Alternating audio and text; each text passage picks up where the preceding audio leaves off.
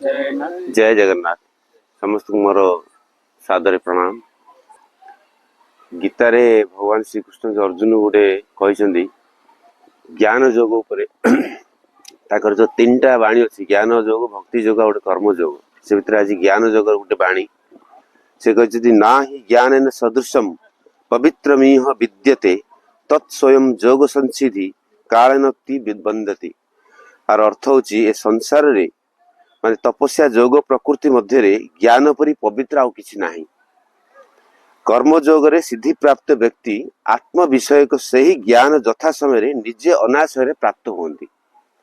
Are अर्थ हूँ कि संसार जी आप कर्म करते ज्ञान बिना किसी करें से जहाँ करने पूर्व ज्ञान को प्रथम आहरण करा आपण आम डेवा कूदा खेलवा सब करा कि ज्ञान अभाव होते आप कुकर्म करदे से डेवा खेलवा द्वारा किसी हेनी। तो ज्ञान आहरण करा सब माने मुख्य जिनस जोटा कि श्रीकृष्ण अर्जुन को कहते ज्ञान को तुम प्राप्त कर कहते सी जो युद्ध कर मना कले ये सब गीतार अच्छे से गीतार ये गोटे मत गोटे श्लोक कि गोटे ज्ञान को आहरण कर एक्चुअली जीवनटा कौन आप संसार कौन ये ज्ञान आहरण करने कहते। जय जगन्नाथ। जगन्नाथ समस्त साथी मान को प्रणाम। Today is third of the day.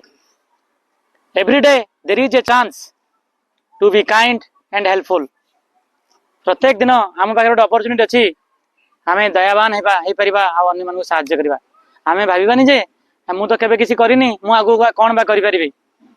आमको गोटे दिनटे आसुची सनराइज होची सेतेबेले आम पाखे गोटे अपॉर्चुनिटी अच्छी सकाळ उठले मुह धोइले भगवान को प्रणाम कले तापर आम पाखे अपॉर्चुनिटी मु उठिबी का ना किसी साहाय्य करी आ दयावान हेबी का मनरे कष्ट देविनी एतिक आम सब करि परिबा।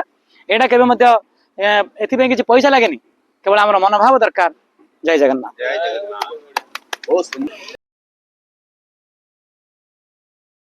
समस्त को आज दिन नमस्कार। आम जानुचे सबुरी मूल गोटे क्षमता बोली गोटे तत्व अच्छी। क्षमता को देखी हुए ना छुई हुए ना किंतु अनुभव करेंगे उपलब्धि करेंगे। तेणु क्षमतार अनेक मौलिक उपादान अच्छी जो मौलिक उपादान किए धन बल क्षमता संपन्न किए बाहुबल क्षमता संपन्न। तेणु ये समस्त क्षमतार सर्वोच्च स्थान अधिकार करछि ज्ञान। तेणु आम जदि भगवान खोजा ज्ञान चक्षुरे भगवान को देखिले आम दर्शन करिपरिबा। बाह्य आडंबर आम जदि भगवान को चाहबा पाइबानी। तेणु knowledge is a power, knowledge is a god, knowledge is everything. ज्ञान ही समस्त क्षमतार केन्द्रबिंदु एवं सर्वोच्च स्थान अधिकार। तेणु ज्ञान को आम सब आहरण करवा एवं उपयुक्त समय उपयुक्त ज्ञानर प्रयोग जब करवा ताहले आम निश्चित भाव में गोटे समाज रे सफल व्यक्तित्व हो ठिया हवा।